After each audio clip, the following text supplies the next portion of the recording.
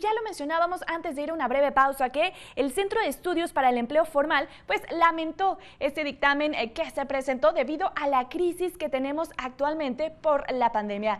Me da muchísimo gusto para ahondar más en este tema y hablar de este punto, darle la bienvenida a Armando Leñero, ya que él es presidente de este Centro de Estudios de Empleo Formal. Armando, excelente tarde. Igualmente para ti, Lidia, y para el auditorio. ¿Qué te parece? Iniciamos hablando de este tema, ya mencionaba lo que dice el centro sobre lamentar que tomen esta decisión en medio o en plena pandemia que estamos viviendo, en plena crisis económica que estamos viviendo. Y en plena crisis económica y en plena crisis laboral, que significa, por un lado, cancelar una figura que es reconocida mundialmente, que es la subcontratación de personas, no solamente la de servicios, sino la subcontratación de personas, que se utiliza para muchas actividades, personas sobre todo para la temporalidad, y que además es bien llevada, bien vigilada por las autoridades, es fundamental para generar mayor empleo formal, que es lo que tenemos. Hoy tenemos una informalidad del 55.5%. Y con esta medida de cancelar esta parte de esta figura, además de otros muchos temas, bueno, pues llegaremos fácilmente arriba del 60% de la informalidad laboral. Justo eso te iba a preguntar. ¿Qué va a pasar con aquellas empresas que no tengan la capacidad para contratar después de estos 3 meses que piden por la ley, cuando se publique, que no tengan la capacidad para contratar? ¿Va a incrementar el desempleo en nuestro país en medio de esta crisis laboral que tú ya mencionabas? Sí, mira, de los 4.6 millones de personas que hoy por hoy están en la subcontratación, pueden pasar tres escenarios. Uno, 1 millón de personas pasarán a formar parte del centro de trabajo, o sea, los reincorporarán a las nóminas.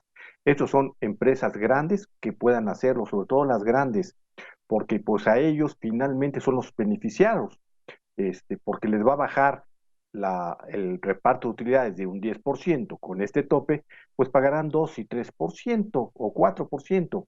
Hay que recordar que estas empresas que son altamente intensivas en capital, poco intensivas en mano de obra, como la minera, como la industria química, etcétera, pues recibirían hasta más de un año si tuvieran el año de PTU, y por eso tenían los insourcing. Con esta medida, pues tendrán 90 días y la PTU les bajará al 2-3%. Entonces, es a quien los beneficia. Este pago que mencionabas que bajaría del 10% al 2-3% nos afectaría a todos. No, no nos afecta. Simplemente les ayuda a las empresas grandes a, Ok. a disminuir eso. Para ellos sí es muy bueno. Para todos los demás no va a pasar nada. Entonces, una de las tres formas que te decía yo que va a suceder, una, los contratarán en su centro de trabajo, este tipo de empresas. Las otras empresas serán a la informalidad completamente. O sea, es decir, pasarán a la informalidad y algunas a la informalidad 100% o otras a la simulación. Se les pagará por honorarios, se les pagará por sindicatos que se venían haciendo. Y otras, eh, más o menos otro millón, pasarán a empresas que vayan a simular que son empresas de servicios especializados, que en realidad son su contratación de personas, pero simularán que son esos y las contratarán bajo estos esquemas, ¿verdad? Pero calculamos que 3 millones, de 2 a 3 millones de personas pasarán a la informalidad, que hoy están en, en la formalidad porque están dadas de alta en el Seguro Social principalmente. Eso es lo que va a pasar, se van a diluir en esos tres ramos. ¿Quiénes Armando, son los preguntarte, ganones? ¿cómo se pueden proteger aquellos... Sí, Perdón. dime. ¿Quiénes van a ser los ganones? ¿Cómo se pueden ¿Quiénes van proteger a a ser? aquellos trabajadores que, si bien estuvieron estos 3 meses y al final no los contratan, ¿hay alguna forma de que ellos se puedan proteger? Bueno, pues sí, sí se deben de proteger. De hecho, de ese debería ser el trabajo que, que, que pues los tendrán que liquidar, ¿no? Pero pasarán a la informalidad. Aquí tendría que haber una liquidación de por medio. Okay. ¿Quiénes son los ganones? Perfecto. Creo ¿Quiénes que ganan? nos ibas a comentar algo. Ajá. ¿Quiénes ganan con esta?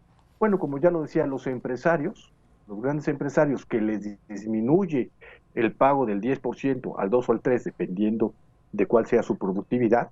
Y por el otro, ¿qué va a suceder? Pues los líderes sindicales, los grandes líderes sindicales que aprovecharán esta figura de trabajos especializados para ser los grandes outsourceros ahora. Se convertirán en los nuevos outsourceros. Por lo tanto, no desaparece la figura, como se ha dicho, no se va a desaparecer, simplemente le cambian el nombre. Es como el Seguro Popular, pues no desapareció, lo convirtieron en INSABI, pero malo. Es lo que va a suceder ahora. ¿Y lo mismo será en este caso? ¿Se va a convertir, pero en malo? Sí, claro, se va a convertir en una subcontratación mala y simulada, donde no evitará lo que se trata de evitar, que es que se le quiten los derechos y los trabajadores los beneficios a los derechos y a los trabajadores. Eso es lo que va a suceder. Y se incrementará necesariamente la corrupción y la simulación. Cuando algo se prohíbe, genera más corrupción.